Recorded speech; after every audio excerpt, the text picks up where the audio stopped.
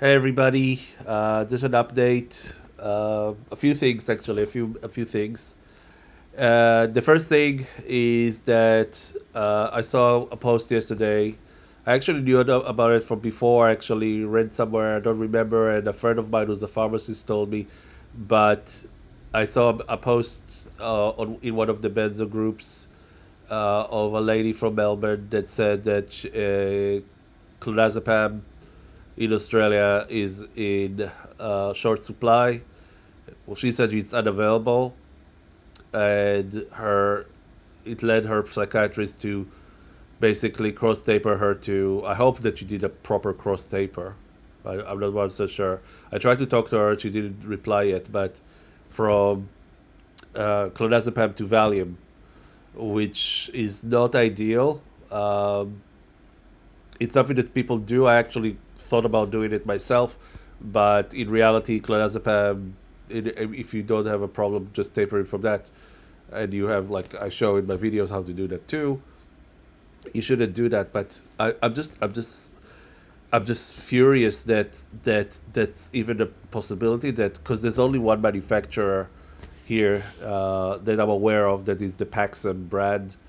Um, and yeah, it comes in a 100 pills of 2 milligrams and 0.5 milligrams. I talked about it in my story videos. I know that they're very long and a lot of people didn't watch them, but basically, uh, they I think that it's a crime that they actually give it in a 100 pill box for something that's supposed to be short term only. They give you so much that basically, and it only costs like $13, 13 or $14 in the chemist warehouse to get a box of 102 milligrams. That's lots of clonazepam, lots of benzo. That's 2 milligrams of clonazepam is the equivalent of 40 milligrams of Valium, just to give you an idea.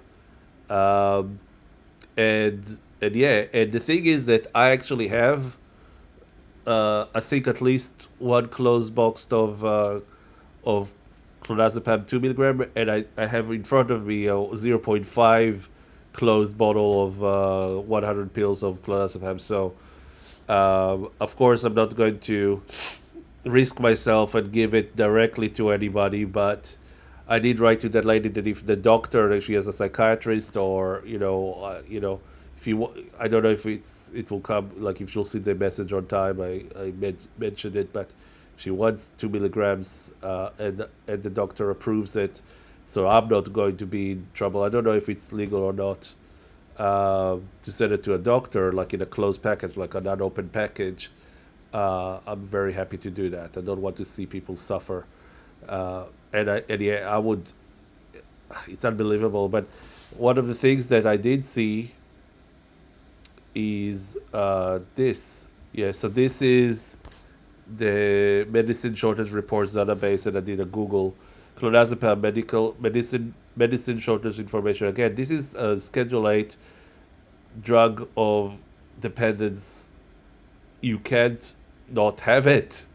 You can't just stop making it. The fact that there's only one manufacturer is insane, and the fact that they allow them. And by the way, there's like a lot of people report in the U.S. and things like that, when they switch from one manufacturer to another, one brand to another, they're actually having like really hard time. It's not the same. It's not the same drug for some reason, completely, because otherwise they wouldn't have withdrawal symptoms, but they do. But in any case, in here they also say there's an alternative generic product. An alternative generic product is available only for the 0.5s. I don't see it for the 2 milligrams, and yeah, I mean, it's how do you allow this to happen? It's not just for like 2 weeks. It's from the 18th of October 2024 to the 6th of February 2025. And the other one, the 2 milligrams, is from 26th of August. That's 3 months ago, to the 29th of January. They're basically saying for 5 months, you're not going to have access to it. Yeah, I mean, just unbelievable. And And yeah, so that's one of the things that I wanted to talk about. I wanted to also say that today I got a call from APHRA, which is like the ombudsman, the national ombudsman of Australia for medical negligence and things of that sort. I made a complaint to the Queensland Ombudsman, and I didn't have any. I don't have any expectations from them. The average score they have is like 1.4 stars out of 5 on Google. They're like, people just say that they don't get justice at all, um, and it's, joke that you go to the Queensland one and they refer it to the Australian one, instead of it just being like an Australian one and that's it. And the one, and basically they said that the doctor that gave the clonazepam, they did refer it forward to the national one. The doctor that the psychiatrist that saw me and said that I can go down from 2 milligrams to 2.5 milligrams to 1 milligram and just try it, and then didn't actually, like I couldn't reach her after that when the withdrawals were, I had psychosis basically. She didn't do anything about it. She didn't call me back. I couldn't reach her. They said, "Oh, that's like, yeah, we're not going to deal with that. We're not going to forward it." Apparently, they just forward it. I don't know, like they don't actually do anything themselves to the national one, and the one with the Gold Coast Hospital and the Brisbane Hospital. They didn't even, like, they said we're not going to touch this either, and or not, not refer it. We could just close it, this one. So APHRA did call me. They tried to reach me today, and so I did talk to a really nice lady that listened to my story, more or less, for a long time, and she sounded really, really nice. But then I asked her, like, what are the consequences for what happened? And she said, "Oh, worst case scenario will, the worst case scenario for them is, I don't know." She didn't say that they're going to cancel his license, but I mean, I assume that's something they can do. What they do is try to prevent future harm. I don't like. There's not going to be a compensation for what I've been through. There's not going to be anything like that. It's more of like, probably, she said, "Oh, we can tell him, like, oh, don't do it again," or yeah, or something silly like that, like, or do a course or learn how to do it. Um,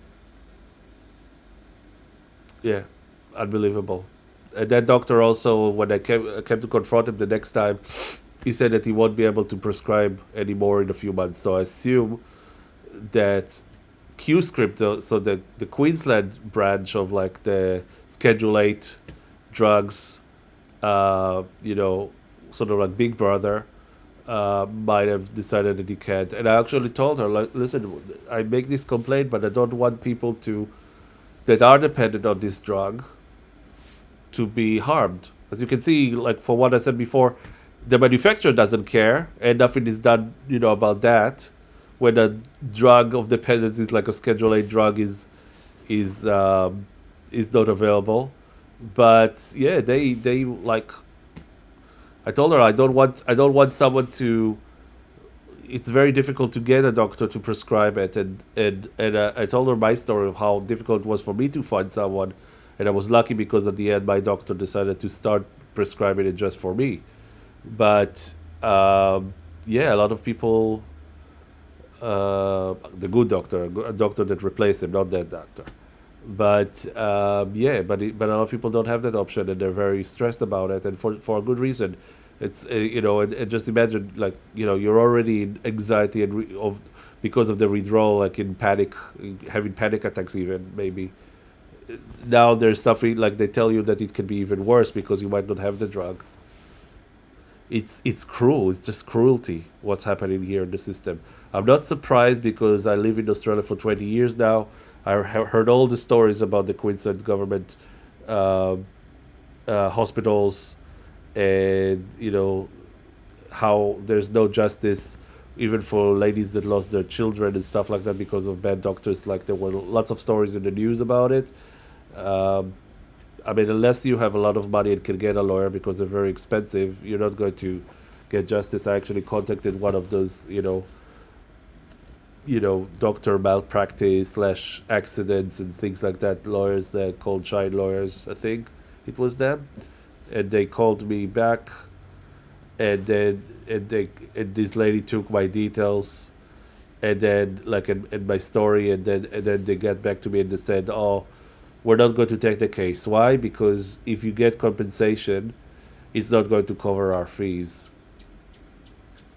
So yeah, that's why it's happening, guys. Because the bad doctors just don't, which are a lot of.